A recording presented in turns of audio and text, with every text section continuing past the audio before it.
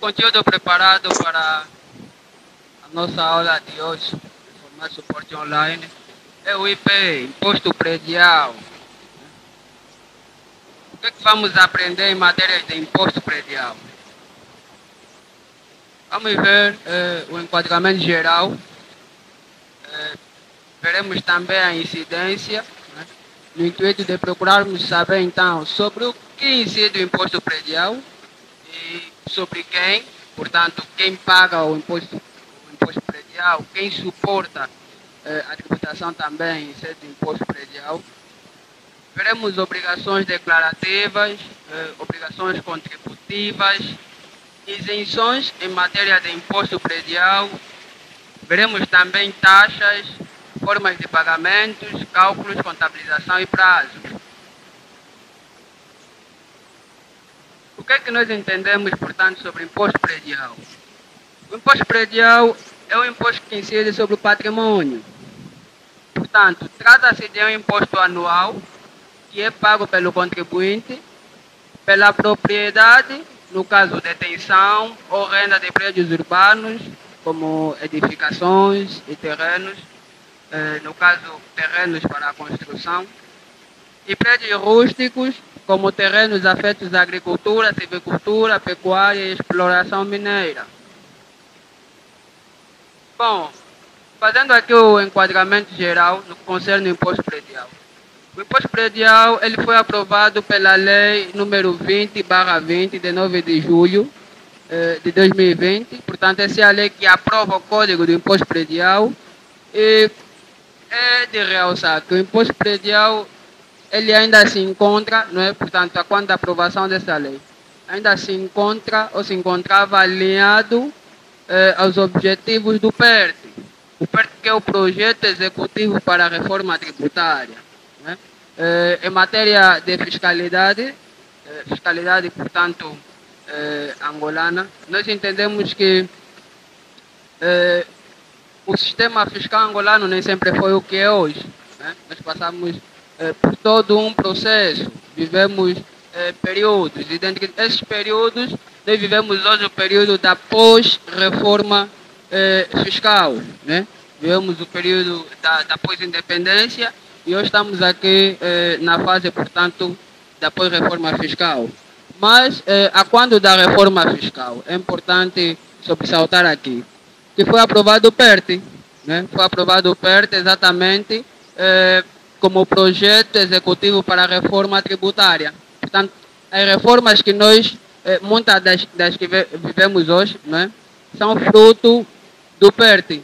E o PERT, dentre os seus objetivos, objetivava também reduzir a forte dependência do petróleo, né? Portanto, estimulando a diversificação da economia, né? Portanto, o PERT, ou seja, a aprovação do imposto predial, ainda vem atrelado, alinhado a esses objetivos, que é de reduzir a forte dependência do petróleo, né? E estimular a diversificação da economia, descentralizar, portanto, deixa-me cá ver, acho que alguém pediu acesso. Deixa-me só dar o acesso, não vejo. Ok. Portanto, entendemos com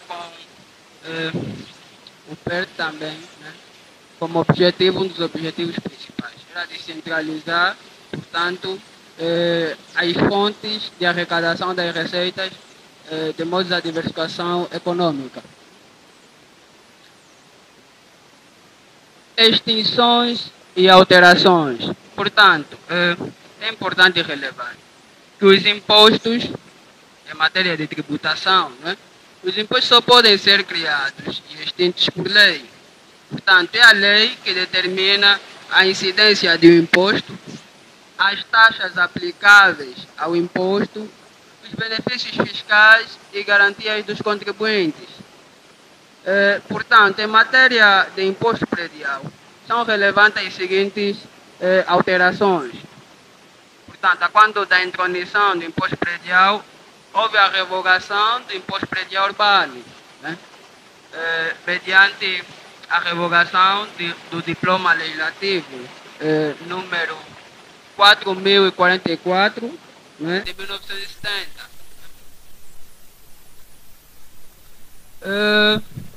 Portanto, o que é que se objetivava, né, com a então reforma sofrida do imposto predial?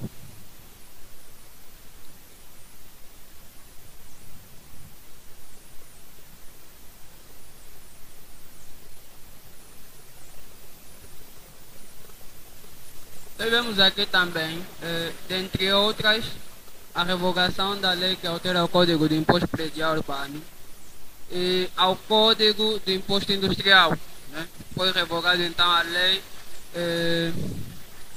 18/11 de 21 de abril de 2011. Portanto, trouxe também aí a seção 2 do artigo número 2, aditamentos, portanto, ao Código de Imposto Industrial.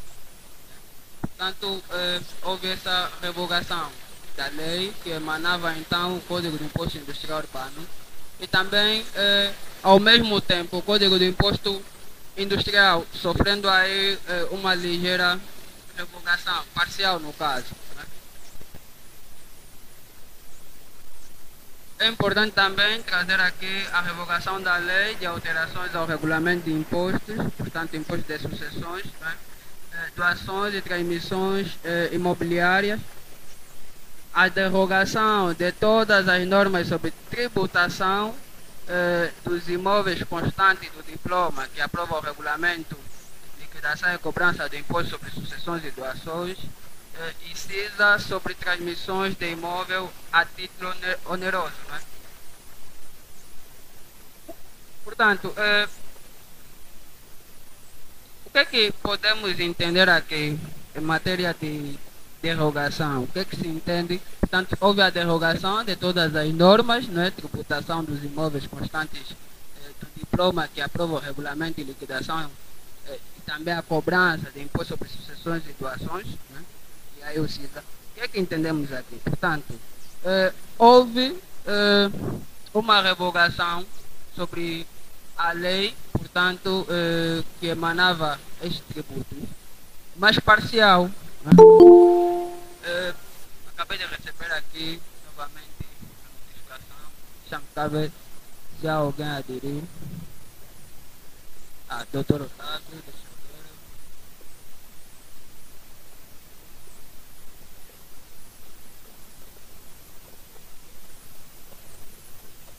Ok.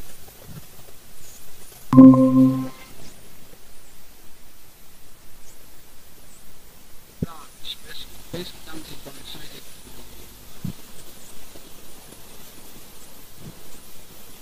Exatamente.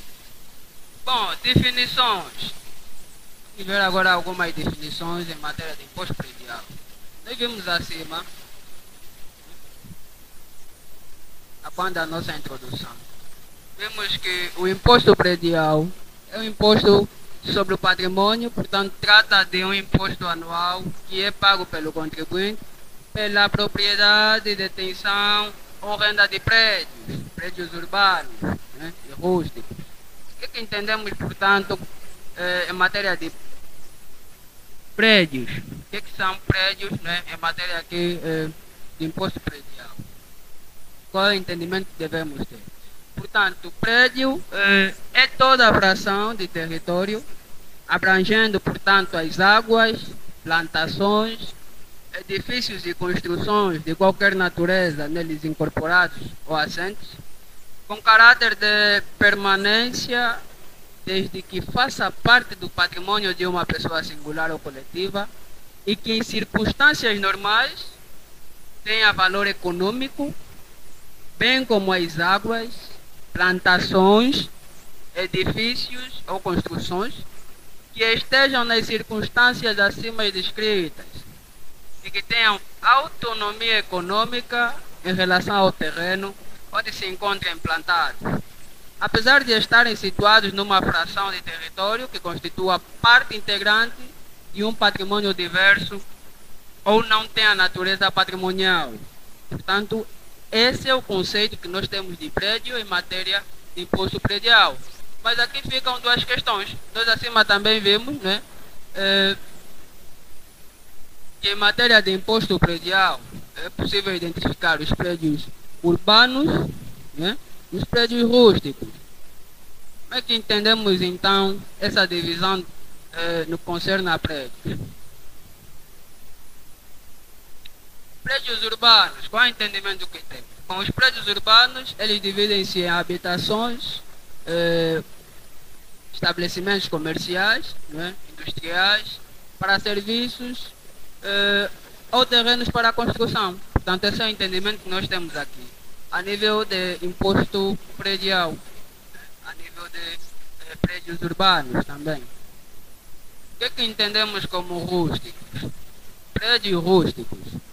Vemos aqui abaixo que prédios rústicos são prédios, né? São, portanto, os terrenos situados fora de um aglomerado. Portanto, há exceção aqui, né?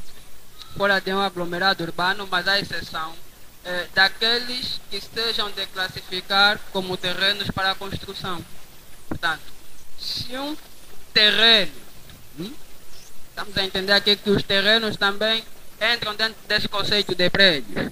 Se um terreno tem como destinação construção, já não é enquadrável aqui no pendor de rústicos. Né? Portanto, os que sejam de classificar como terrenos para a construção e os que tenham por destino normal uma atualização geradora de rendimentos comerciais e industriais, desde que sejam afetos, né, ou na falta concreta ou de concreta afetação, tenham como destino normal uma utilização geradora de rendimentos, portanto, rendimentos agrícolas, civícolas e pecuários. Portanto, na maioria, o entendimento que temos de prédios rústicos é exatamente isso, mas não se limita apenas a estes. Né? Mas os prédios rústicos são, então, também possíveis de identificar, por conta de que boa parte deles são, portanto, prédios, terrenos usados na agricultura, pecuária, né? Atividades ligadas ao setor agrário. Não tendo a afetação indicada na linha anterior, não se encontrem construídos ou disponham apenas de edifícios ou construções de caráter acessório, sem autonomia econômica e de reduzido valor, portanto, são também prédios rústicos, os terrenos situados dentro de um conglomerado, no caso urbano, desde que, por força de disposição legalmente aprovada, não possam ter utilização geradora de quaisquer rendimentos ou só possam ter utilização geradora de rendimentos agrícolas, civícolas e pecuários e sejam a ter de fato esta afetação. Alguns exemplos em matéria de prédios rústicos: os edifícios e construções, né, diretamente afetos à produção de rendimentos agrícolas, civícolas e pecuários, para resumir também o que vimos acima. As águas e plantações, né, ainda dentro desse contexto em matéria do setor agrário. Por oposição, na categoria de prédios urbanos, enquadram-se todos os edifícios habitacionais, comerciais, industriais ou para serviço, assim como terrenos para a construção. Portanto, o inverso de rústico é exatamente urbano. Né? Temos aqui os dois conceitos.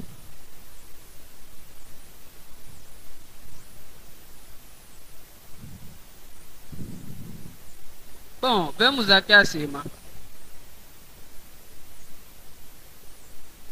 Os impostos só podem ser criados e extintos por lei que determina a sua incidência, taxas e outros. Né?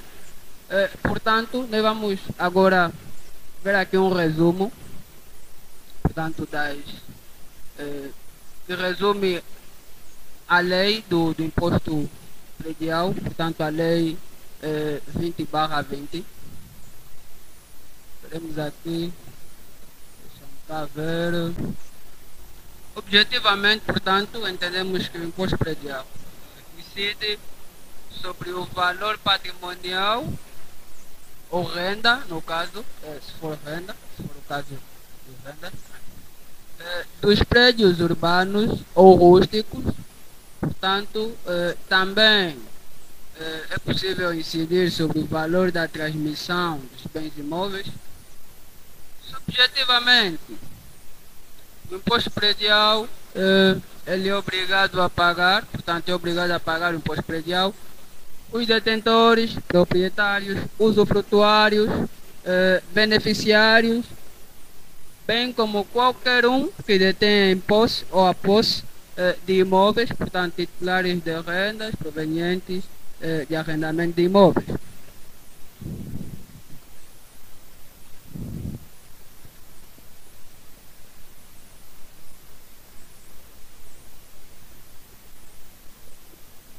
Obrigações declarativas. No que concerne às obrigações, deixa-me dar um zoom. Ok, creio que assim esteja melhor de se visualizar. No que concerne às obrigações declarativas, o que é que temos? Portanto, é importante aqui realçar que todos os imóveis devem estar inscritos na repartição fiscal da sua área de localização e para esse efeito devem preencher e reportar o seguinte: declaração modelo 5, portanto, é a declaração usada para inscrever ou alterar imóveis,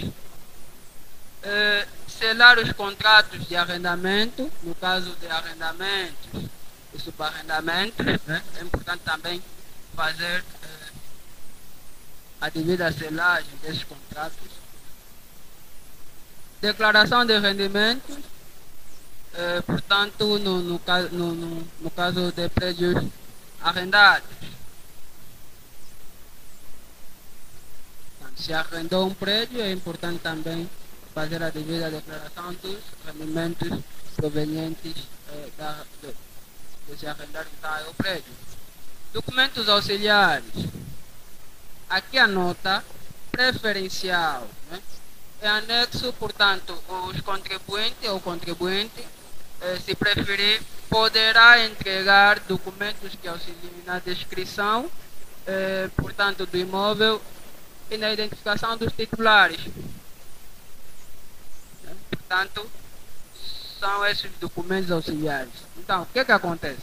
Nós vamos fazer, vamos preencher a declaração modelo 5, uma declaração que está aí disponível, pode ser, portanto, baixada na internet.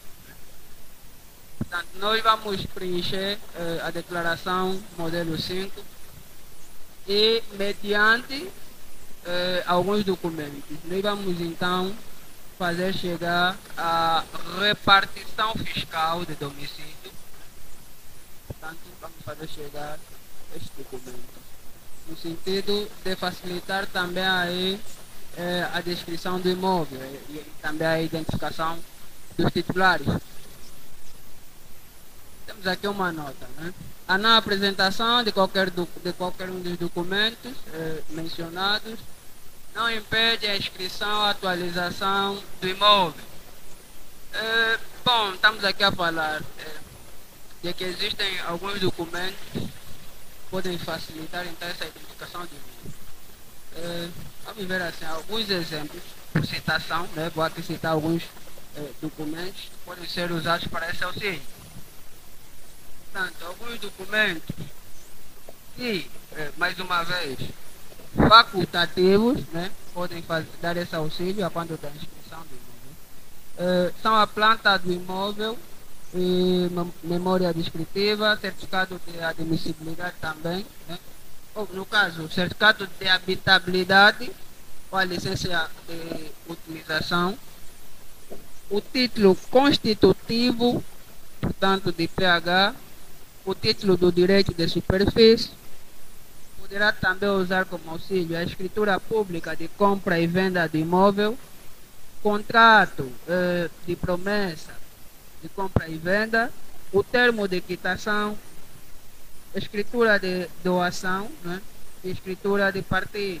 Portanto, esses são alguns documentos que também são facultativos que podem auxiliar a inscrição dos prédios.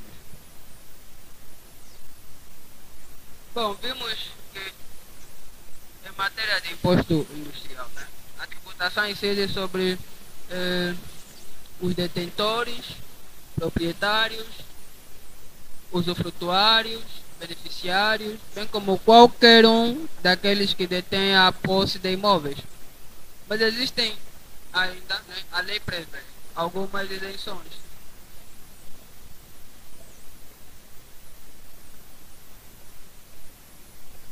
A lei prevê algumas isenções. Temos aqui, né, resumindo algumas isenções.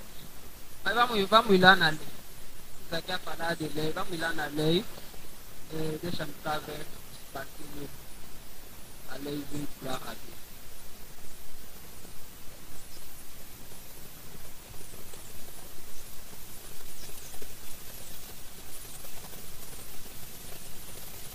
Deixa-me cá ver.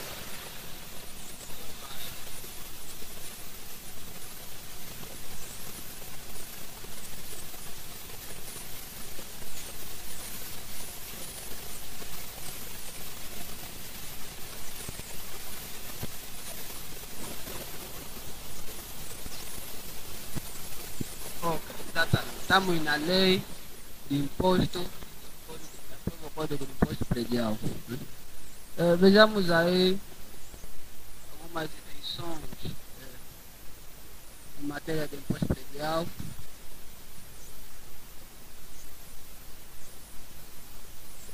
Deixa eu ver.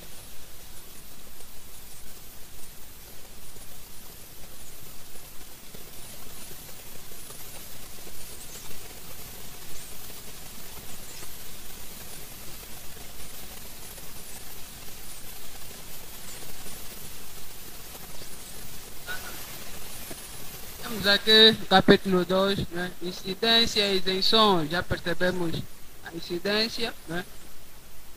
Portanto, o imposto incide sobre o valor patrimonial da renda dos prédios urbanos e rústicos, bem assim sobre as transmissões gratuitas ou onerosas de bens imóveis previstas no presente código.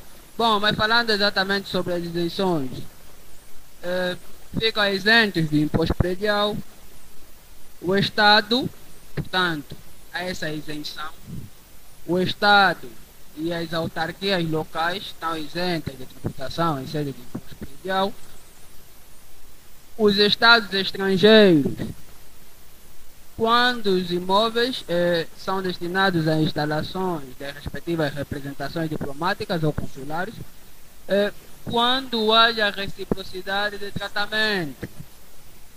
Né? Portanto, essa isenção para os Estados estrangeiros, quando há reciprocidade. Portanto, se lá nós somos beneficiados, portanto, o Estado angolano beneficia de isenção em matéria de imposto predial.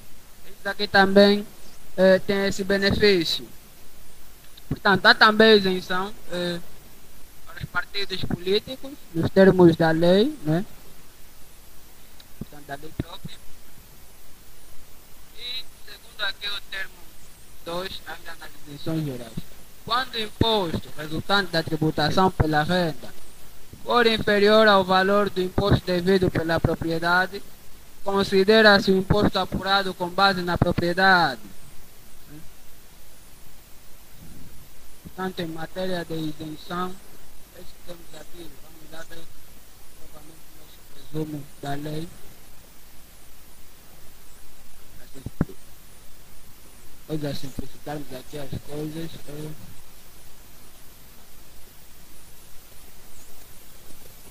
Boas, temos novamente aqui. Portanto, temos referência ao Estado das autarquias, representações diplomáticas e consulares, institutos públicos, partidos políticos e outros.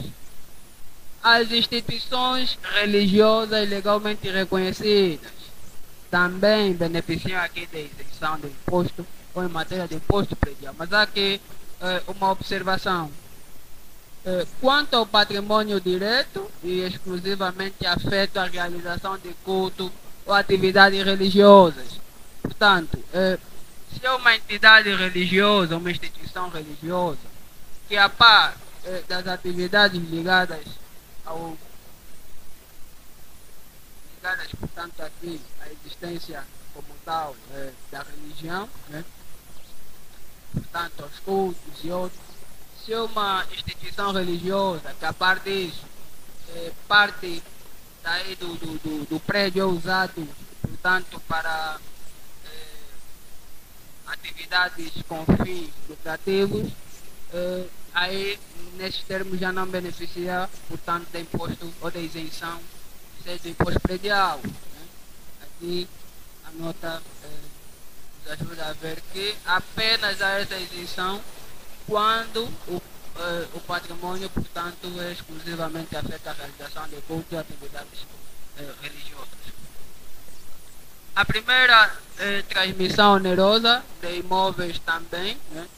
A primeira transmissão onerosa de imóveis com valor igual ou inferior a 3 milhões que sejam afetos à habitação própria e permanente do adquirente. Temos também aqui isenção concernente a detentores de prédios rústicos com provimento útil, bem como localizados nas zonas rurais com dimensão igual ou inferior a 7 hectares. Uma dimensão inferior a 7 hectares, de isenção. Os prédios rústicos, né? Terrenos afetos à agricultura, nós já vimos aí o conceito. Portanto, os prédios rústicos, relativamente aos quais sejam observados os critérios de aproveitamento útil afetos nos termos da lei, né? Das terras e do Regulamento Geral de Concessão de Terrenos, no caso, com respeito à sua detenção. Os prédios rústicos também localizados nas zonas rurais, com dimensão igual ou inferior a 7 hectares, portanto é uma réplica do que já vimos aí em cima. Terras rurais comunitárias definidas em legislação própria e também aqui, mediante reconhecimento da AGT, a pedido, portanto, dos interessados, há também isenção. Os imóveis, portanto, de construção precária e habitações sociais, desde que sejam exclusivamente destinados à habitação própria, então, se é um imóvel de construção precária, né, cujo destino é habitação própria, e a pedido do interessado, portanto, beneficia de imposto de isenção em matéria de imposto predial.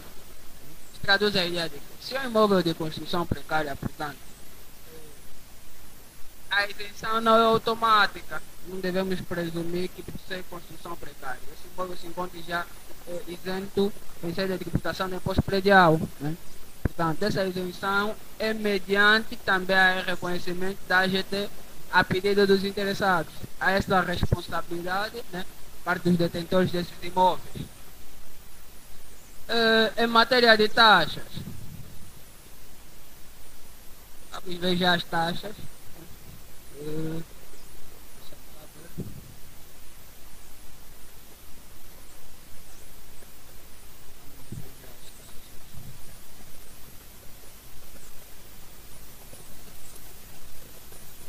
Mas como é que estamos até aqui?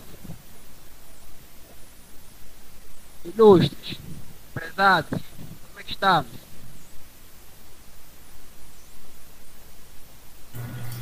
Tá tudo bem, estamos a ouvir. Boas.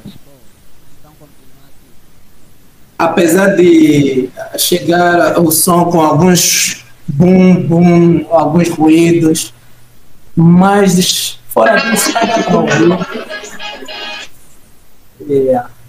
Dá para ouvir. Mr. Alcide está a assistir a aula com um som de lado, a relaxar, tá vendo? Alright. Bom, De igual modo. esse já é aquela hora, né? Provavelmente chegou agora do serviço, pronto, está aqui acompanhando a transmissão. Então, tem que se colocar numa posição também confortável. Mas vamos lá as taxas.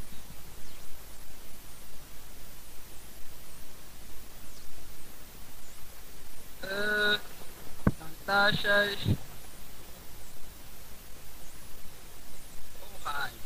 Vamos então aqui as nossas taxas, né? Matéria de imposto predial.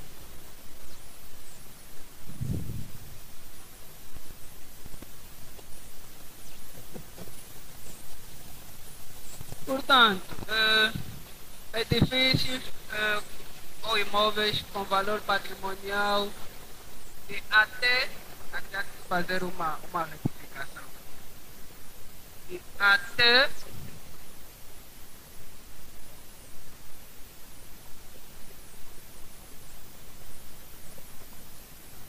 até 5 milhões, né? Edifícios com valor patrimonial de até 5 milhões, portanto,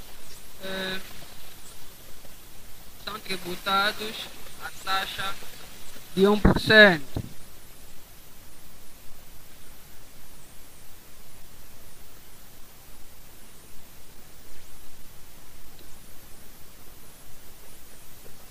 Essa tributação, a taxa aqui é de 1%. Edifícios ou imóveis com valor patrimonial de até 5 milhões.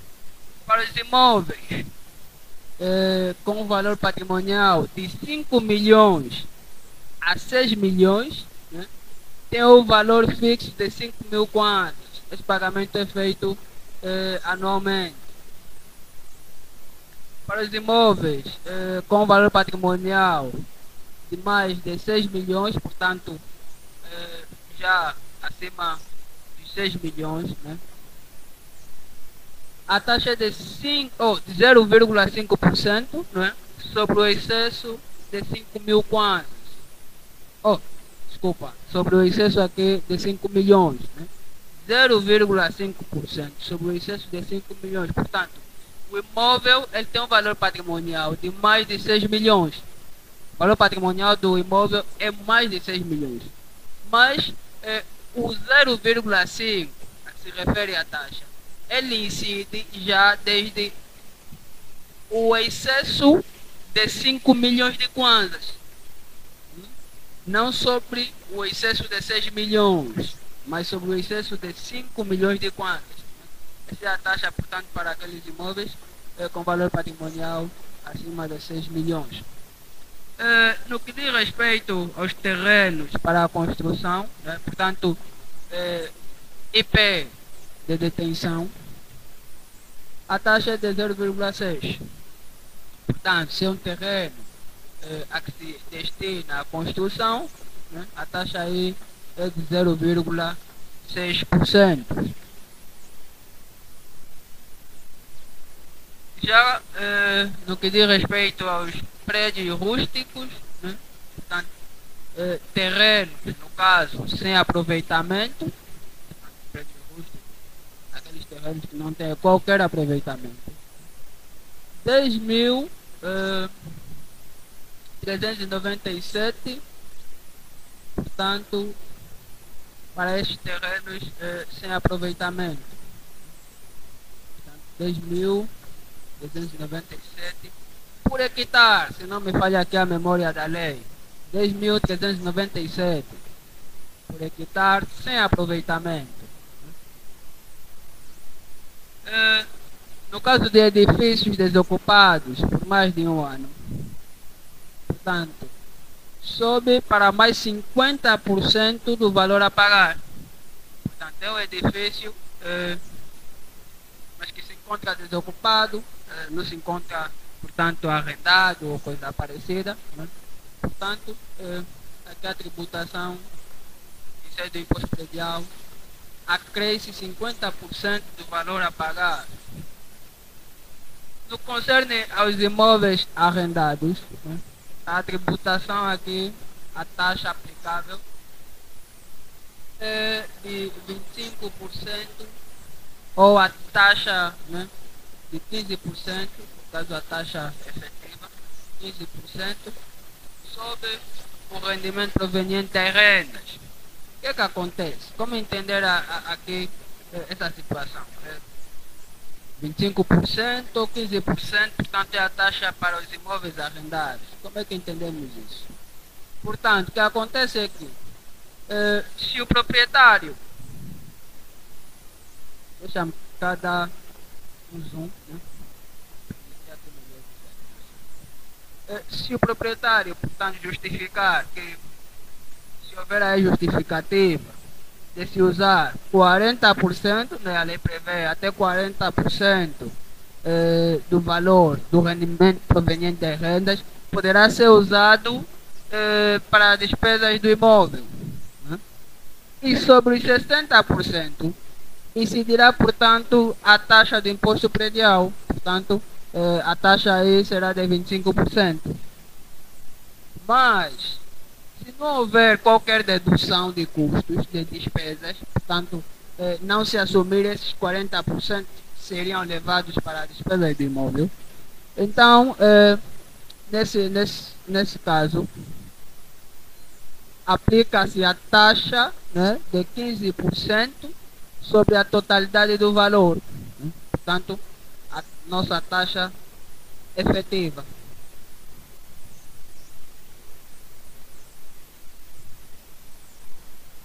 Bom, aqui uma chamada.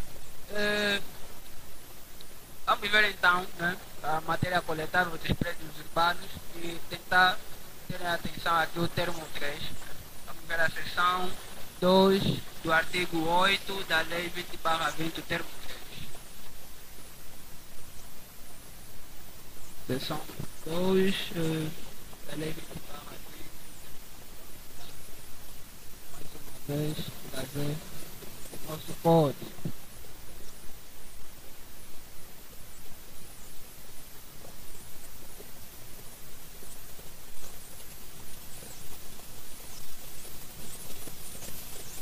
Deixa-me cá ver.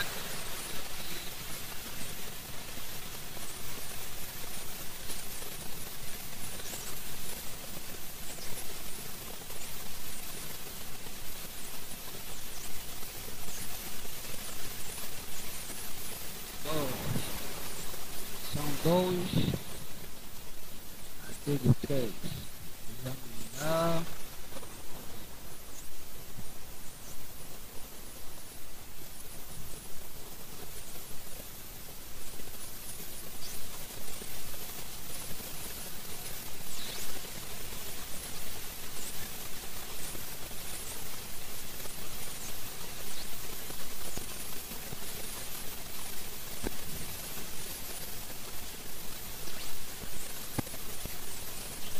Deixa eu cá ver. Aqui está a seção 2. Seção 2.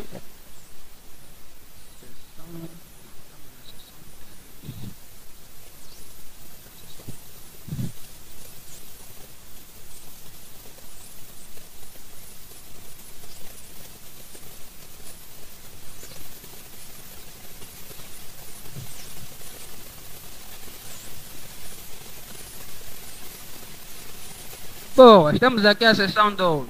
Né?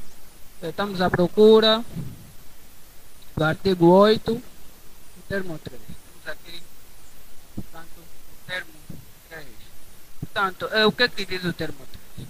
Os prédios rústicos, portanto, que detêm parte produtiva e parte improdutiva, prédios rústicos, são tributados de acordo com a parte que não tem aproveitamento útil e efetivo. Portanto, trata-se de um prédio que parte tem aproveitamento, parte não tem aproveitamento. Né? Portanto, a tributação aí é de acordo com a parte que não tem aproveitamento, no caso aqui dos 10.397 por hectare. Né? Portanto, a parte que não tem aproveitamento será a parte então que servirá para a tributação do imposto predial, salvo se o contribuinte provar que a produção esteja a obedecer há um processo gradual no âmbito de um plano concreto de aproveitamento da terra. Isso aqui para referenciar a questão, essa questão dos prédios, portanto, sem qualquer aproveitamento. Portanto, os 10 mil é tributado sobre a parte sem aproveitamento, sem qualquer aproveitamento. Vamos lá voltar.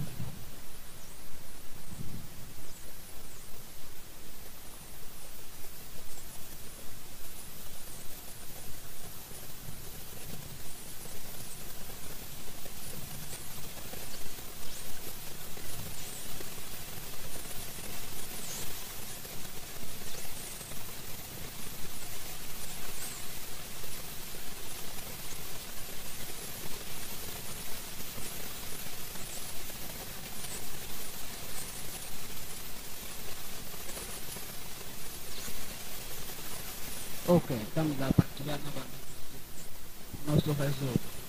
Portanto, temos aqui já as taxas em matéria de imposto predial. Temos aqui já as taxas. Portanto, com isso, penso que estamos então em condições de ver formas de aplicar todo esse conteúdo. Né? Como é que vamos então aplicar esse conteúdo? Vamos ver três exemplos aqui, né? Podemos usar para exemplificar o que acontece, portanto, na tributação dos prédios. Já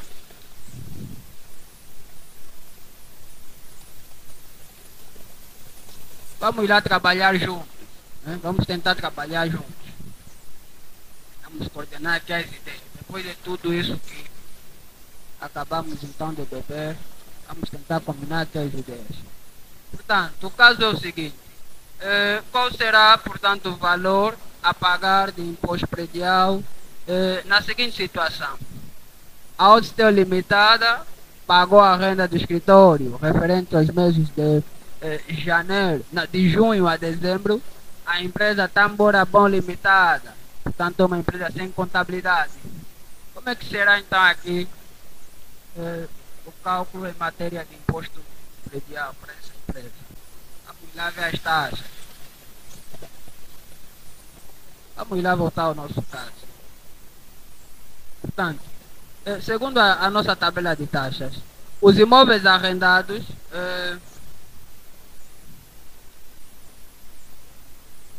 têm a taxa de 25%, aquele 25% que incide sobre o valor deduzido de 40% destinado a despesas do imóvel, ou 15% que incide sobre a totalidade do valor. Né? Sobre a totalidade do valor. Bom, aqui o nosso exercício, em primeira instância, nada nos indica, né, que a Tamborabom vai fazer uso, vai então se beneficiar ou fazer uso dos 40%, né? No caso não use 40% para despesas com imóvel, a taxa que incidirá será exatamente os 15%.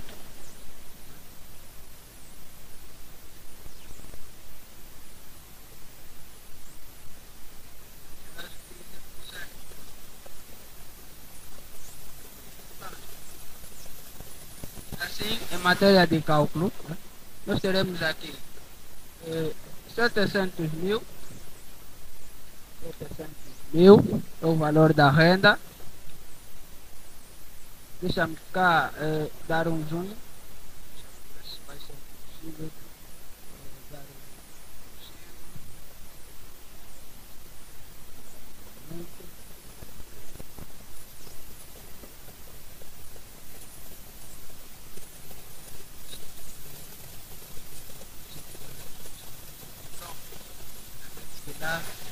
Do outro lado está a ser possível visualizar. Portanto, 700 mil vezes a taxa efetiva, vezes a taxa aplicação da taxa efetiva de 15%,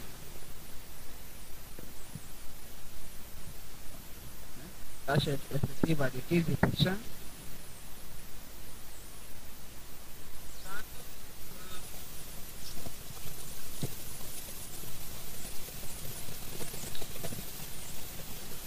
Em termos de cálculo, que aqui temos 15% de 700 mil.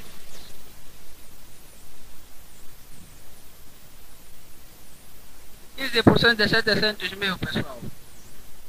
Quanto é que temos aqui de imposto predial? Quanto é que apuramos?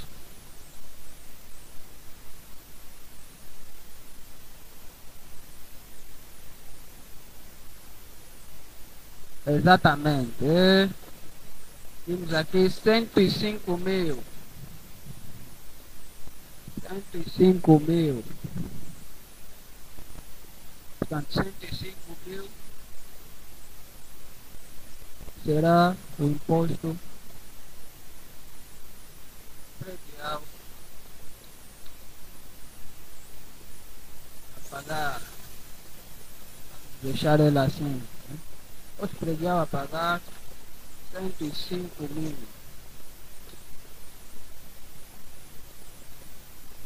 Mas agora a questão aqui é quem vai pagar? Né? Quem vai também suportar os 105 mil? É a empresa Tamborabon ou a empresa Odstel Limitada? Quem gostaria de dar aqui um subsídio? Qual a compreensão que temos aqui?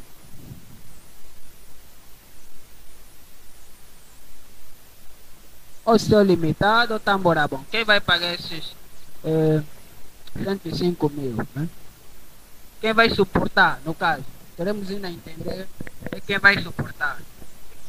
Estou aqui a analisar, mas em todos os casos, a Oxtel é que irá de suportar, visto que ele não é. Alô? Certo, estamos a ouvir. Exato. No meu entender, a Oxtel é que vai suportar.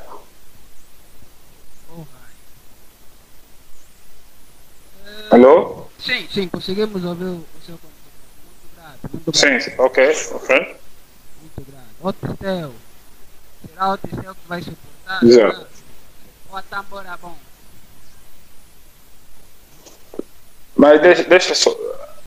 Aqui é outra visão. Eu percebo. Eu consegui agora perceber mais uma vez. Porque a Oxtel,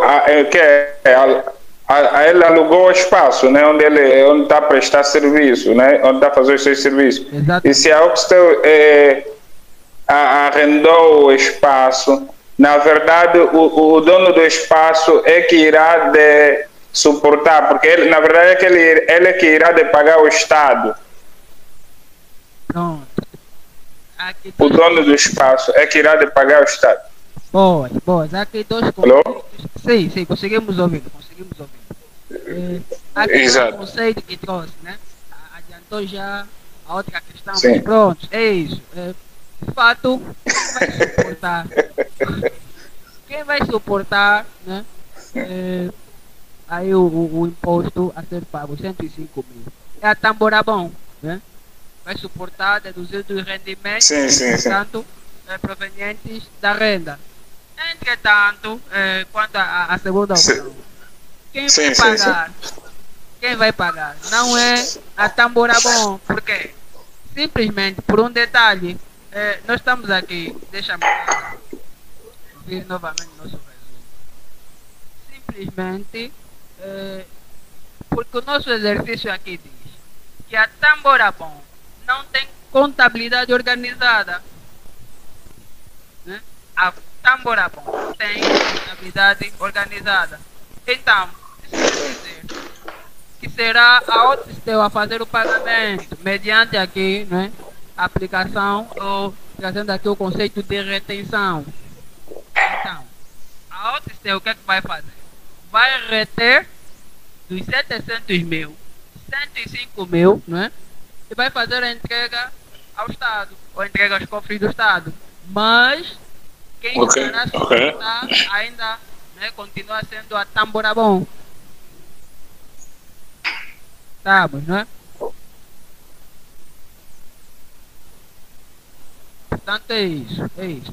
A Tamborabon suporta, a Otistel apenas faz a retenção e entrega. Então, é importante, né, que os contribuintes, especialmente aqueles que têm entendimento, têm a contabilidade organizada, portanto, tenham essa responsabilidade e esse entendimento. No sentido de, portanto, fazer a devida negociação também. Com o proprietário, pode ser dar o caso que o proprietário não tem esse conhecimento, né? Pode ser dar o caso que o proprietário, portanto, desconhece da lei, o que diz a lei. Então é importante, durante esses contratos, né? Senão, o que acontece? A Otistel, né? Se não houver esse acordo prévio, essa discussão prévia sobre esses pontos, né? Pode acontecer que depois haja resistência por parte da Tamborabon, né? Parte, portanto, de quem arrenda. O que acontece? Formador. Sim, sim.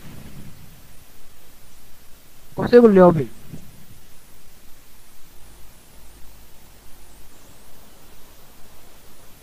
Consegue me ouvir?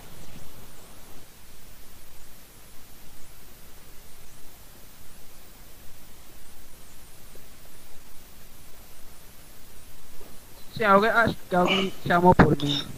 Alô, formador. Sim, consigo ouvir. Sim, formador, imaginemos que a Tamborabon. Exato, alô? Sim, consigo ouvir, consigo ouvir. Alô? Conseguimos ouvir. Ao sítio. Sim, conseguimos ouvir. Exato. Neste caso, se a Tamborabon tiver a contabilidade organizada, da mesma forma com a Oxtel. Sim. Exato. Se a Tamborabon tiver a contabilidade organizada, como também está a Oxtel, neste caso, ele suporta e paga. Exatamente isso. Alô? Sim, exato. Consegue me ouvir? Sim, muito bem. Exatamente isso que acabou de dizer.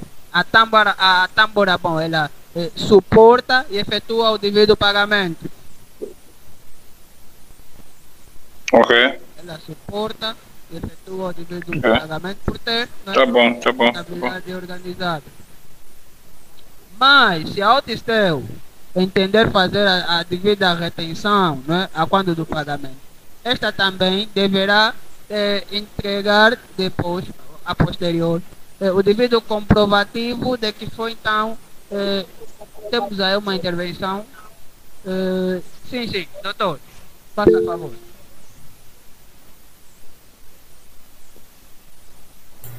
Mas pode concluir o seu raciocínio. Depois, a conclusão, darei algumas abordagens também a respeito, sim. Ok, estava dizendo. Portanto, a Otistel, né, caso faça a retenção, deverá então apresentar o devido comprovativo, né, de que efetuou então a liquidação e também o pagamento do referido imposto, no caso a Tamborabon. Né. Sim, doutor, faça favor.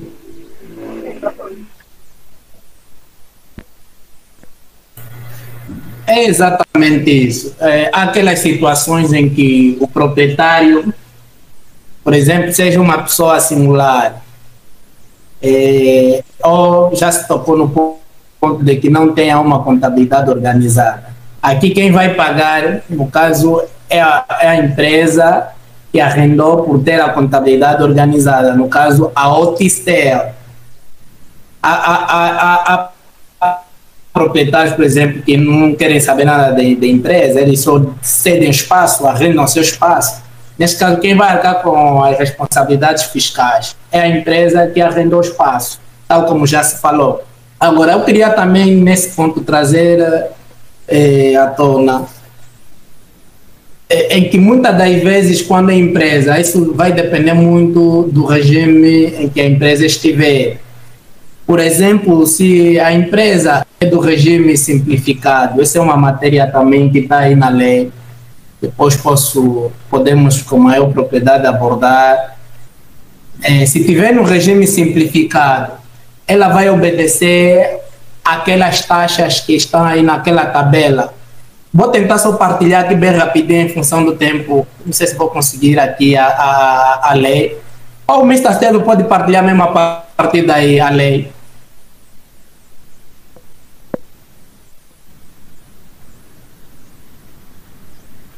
E aqui no regime simplificado. Partilho, posso partilhar? Deixa eu ainda tentar aqui. Já conseguem ver a minha tela, né?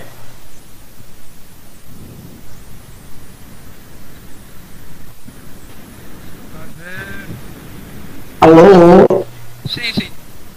Acho que está a processar. Deve estar a processar. Estamos a ver, estamos a ver. Estamos a ver. Exatamente. Eu já consigo ver, consigo ver. Sim, no artigo 16, fala aí das taxas sobre a detenção, arrendamento de prédio urbano e rústico. Bom, as abordagens já foram bem feitas, diferenciou-se aqui, ou deu-se o conceito de prédios rústicos e urbânicos. Então, conforme eu estava a dizer, as empresas que estão no regime simplificado, segundo a lei, eles obedecem essas taxas que estão aí de 0,1% e de 0,5% de IP. Mas, sim, mas o imposto de selo que essas empresas pagam é de 1%. Por exemplo, aqui a Lei 14.23 do IVA, embora não estamos a falar do IVA, mas ela aqui traz-nos aí uma interligação entre esse ponto que eu estou a mencionar. Aí, nesta lei 14/23, ajuda-nos a perceber que as empresas que estão no regime simplificado, eles não pagam IVA, pagam imposto de selo de 1%, porque já acarretam um custo adicional dessas taxas que estão aqui de IP. Então, temos que conseguir diferenciar essas questões todas para não se fazer confusão. Normalmente o IP é muito abrangente, é muito que se falar nesses pontos, e ela até está dividida, né? Embora de uma forma geral já foi abordada, mas existem questões específicas ou situações específicas que temos que entender, como esta situação. Depois, aqui eu não consigo, tenho aberto, mas ele não sei se é a NET, aqui a Lei 14/23 do IVA, lá menciona todas essas questões todas que acabo de frisar. Outro ponto que eu queria abordar a respeito. Infelizmente, muitos de nós temos preguiça, né, de ler ou de pesquisar. E quando está a se falar de lei, nós temos que pegar mesmo nas leis aprovadas.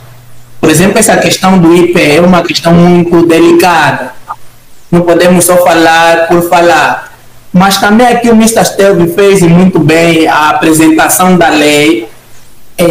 Para mais abordagem, nós podemos, de forma minuciosa, ver os artigos, todas as definições, tudo aquilo que estava naquele manual. Temos aqui na lei. A lei fala de isenções, quem vai pagar, quem não vai pagar, por que vai pagar, todos os artigos estão aí mencionados. Então, é bom que tenhamos... Moço, desculpa-me só. Partilha só depois conosco essa lei também. Sim, a lei 14/23. Embora essa lei 14/23 é do IVA, mas ela menciona aí, tem um ponto que fala aí, deixa eu ainda tentar ver aqui se eu vou conseguir. Acredito que já conseguem ver. Conseguimos.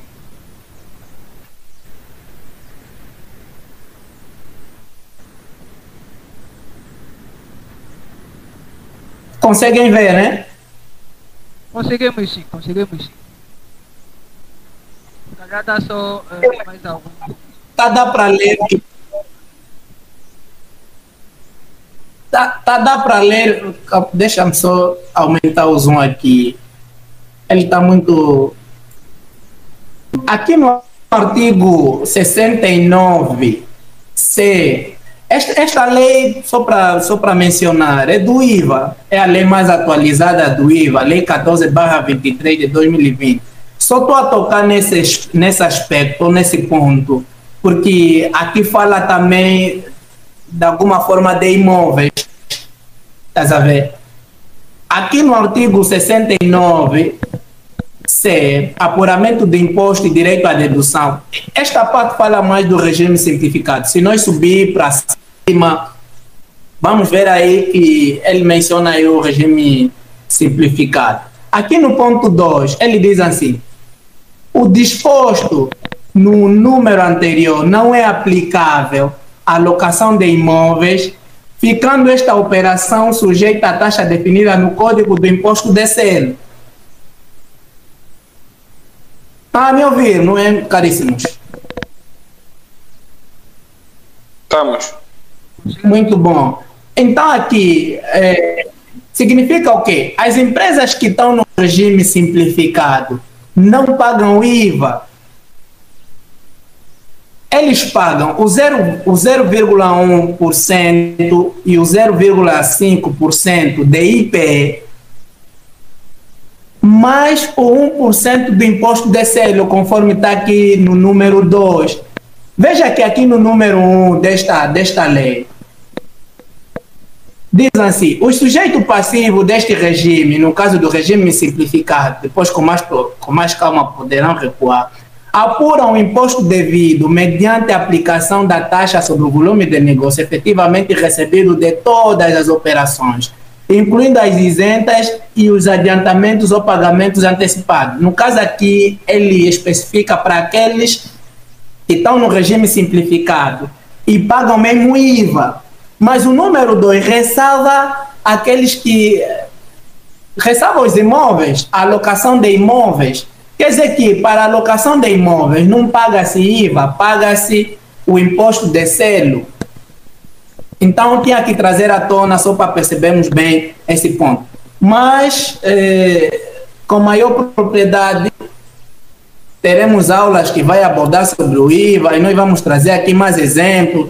Mas é bom que a gente, então, saia já daqui, embora estamos a falar da IPE, a gente saia já daqui com essa noção de que as empresas que têm como atividade tipo arrendamento de estabelecimentos, estiverem no regime simplificado, estes não pagam IVA, pagam o IPE dos seus arrendamentos e também pagam o imposto de 1% do imposto de selo. Agora, frisando esses pontos, aí o Mr. Stelvio falou muito bem das declarações, dos anexos que é necessário para completar essas questões do IPE. Eu baixei alguns, por exemplo, só para terem uma noção, que eu também vou partilhar bem rapidinho, em função do tempo. Baixei alguns. Por exemplo, temos aqui a declaração de rendimento coletável para prédios rústicos. Quer dizer que anualmente tem que se declarar esses pagamentos.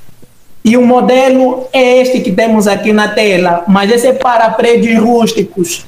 Existem também para prédios urbanos, que eu também vou partilhar. É só para termos uma noção, bem rapidinho. Temos já ali na tela. Essa aqui é para os prédios urbanos.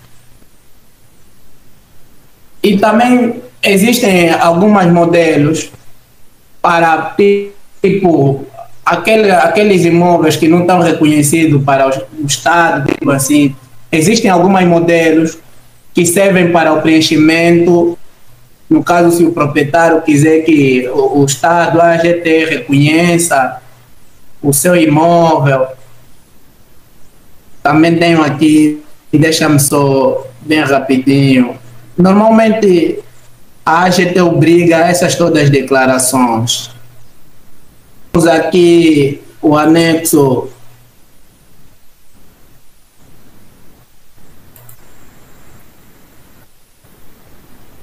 anexo 1, para além desse anexo, tem o anexo 2 e tem a modelo 5. Esses três elementos servem para atualização, alteração e inscrição de prédios urbanos ou rústico na matriz predial, para que a AGT reconheça que exista imóveis num determinado local.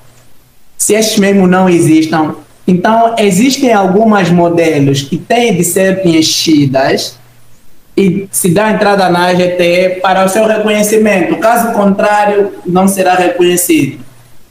Então, isso podemos encontrar na internet, podemos baixar rápido, é só para termos uma noção lógica daquilo que está-se a frisar aqui. Em suma, sobre o IP, é isso que já se abordou. Mas também o ministro Esteves, já nas abordagens aí, mencionou as taxas a serem aplicadas. Então, penso que estamos esclarecidos, né? E vamos continuar a estudar a respeito, a pesquisar mais a respeito. Mas o básico está aqui é este, quer dizer que já temos domínio de como é que o IPE funciona e como está composto e talvez como podemos proceder até a AGT para então darmos estes tratamentos. Eu consigo ouvi-lo, doutor. Ok, dizendo, né? Muito bem. Já esgotamos aqui o nosso tempo, já estamos mesmo sem tempo. Né? Vamos aqui. Sim, sim. Também já fiquei com a minha abordagem. Foi. Ficamos muito gratos também pelo contributo. Obrigado ao Cid, não sei se há alguma questão a fazer, mas antes mesmo de fecharmos aqui,